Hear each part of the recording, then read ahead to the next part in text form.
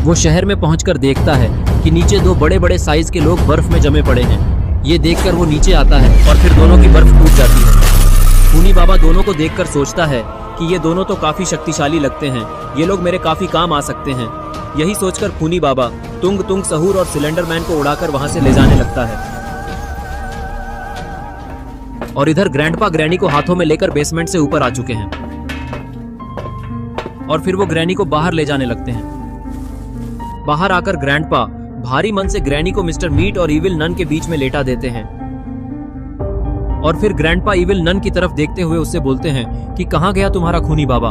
अब जब मैं ग्रैनी को लेकर आ गया तो वो यहाँ से भाग गया। उसने मुझे धोखा देकर अपनी औकात दिखा दी। ग्रैंडपा ने इतना कहा ही था कि तभी वहां पर तुंग तुंग सहूर और सिलेंडरमैन आसमान से तीनों के ऊपर गिरते हैं, जिससे सभी लोग बेहोश हो जाते हैं। और फिर खूनी बाबा भी वहां पर आ जाता है और फिर खूनी बाबा अपनी शक्तियों से सभी को ठीक करने लगता है। थोड़ी देर बाद ग्रैनी जिंदा हो जाती है और बाकी सबको भी होश आ जाता है। और फिर तुंग तुंग सहूर और सिलेंडरमैन एक तरफ हो जाते हैं और बाकी लोग दूसरी तरफ। इसके बाद सिलेंडरमैन खूनी बाबा से कहता है कि कौन हो तुम और मुझे यहाँ पर कौन लेके आया है।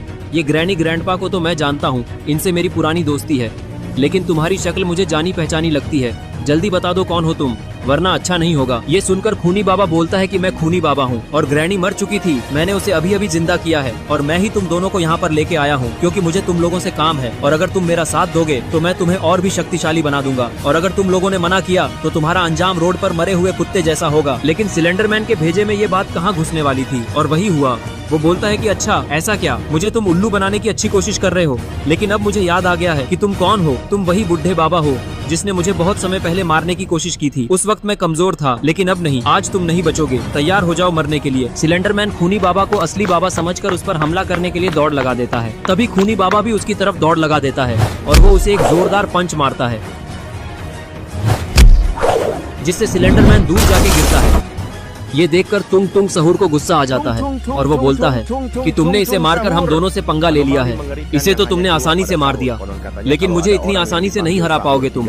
अब मैं तुम्हें बताता हूँ कि असली शक्ति किसे कहते हैं। इतना बोलकर तुंग सहूर खूनी बाबा की तरफ बैट लेके हमला करने जाता है, लेकिन खूनी बाबा उसके हमले से बचते हुए उसे किक मार के गिरा देता है।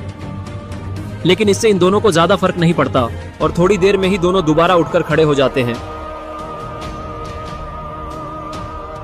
और फिर दोनों एक साथ खूनी बाबा पर हमला कर देते हैं। लेकिन खूनी बाबा इन दोनों को हवा में ले जाता है और आसमान में उल्टा घुमाकर जमीन में ले जाकर गाड़ देता है, जिससे दोनों की बैंड बच जाती है। और फिर खूनी बाबा बोलता है कि देखा, मुझसे पंगा लेने का अंजाम, ये तो सिर्फ ट्रेलर था। अगर अभी भी तुम्हें मेरी बात समझ नहीं आई है तो बोलो, मैं पूरी पिक्चर दिखा दूंगा। लेकिन तभी सिलेंडरमैन अपनी जेब से सफेद झंडा निकालता है और उसे दिखाकर अपनी हार मान लेता है। ये देखकर खूनी बाबा इसकी बात समझ जाता है और इन दोनों को अपनी पावर से जमीन से बाहर निकालता है और फिर दोनों खूनी बाबा को देखने लगते हैं। तभी खूनी बाबा इन दोनों से कहता है कि अगर तुम दोनों मेरा साथ दोगे तो मैं अपनी शक्तियों से तुम दोनों को इतना ताकतवर बना दूंगा कि फिर तुम्हें कोई भी आसानी से नहीं हरा सकेगा। और अब मुझे लगता है कि तुम लोग इनकार नहीं कर पाओगे, क्योंकि तुम्हारे और मेरे दुश्मन एक ही हैं, गुल्ली बुल्ली शॉन रॉड और खासकर वो बाबा। उस बाबा ने मुझे बहुत बुरी तरह मारा था, जिससे सबके सामने मेरी बहुत बेइज्जती हुई थी। अब मुझे चाहिए इस बात का बदला। तभी मिस्टर मीट भागकर खूनी बाबा के पास जाता है और वो खूनी बाबा से बोलता है कि खूनी बाबा, मेरे पास एक जबरदस्त आइडिया है। क्यों ना हम इन दोनों में से किसी एक को खूनी पिग बना दें,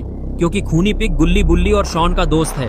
और अगर इनमें से कोई एक वहाँ खूनी पिग बनकर जाएगा तो वो लोग आसानी से बेवकूफ बन जाएंगे और फिर वो लोग इसके साथ यहाँ पर खुद ही आ जाएंगे।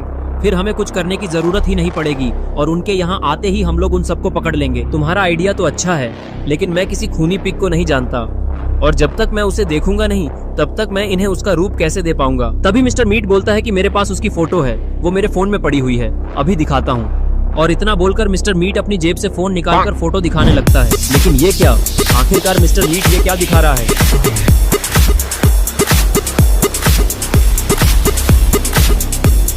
ये देखकर मिस्टर मीट की आंखें खुली की खुली रह जाती हैं और फिर वो खूनी पिग की सही फोटो दिखाता है। फोटो देखकर खूनी बाबा बोलता है कि अच्छा, तो ये है वो जंगली सुअर जिसका नाम खूनी पिग है। इसके बाद खूनी बाबा जादुई छड़ी को आसमान की तरफ उठाता है और फिर उसमें से बिजली निकलने लगती है।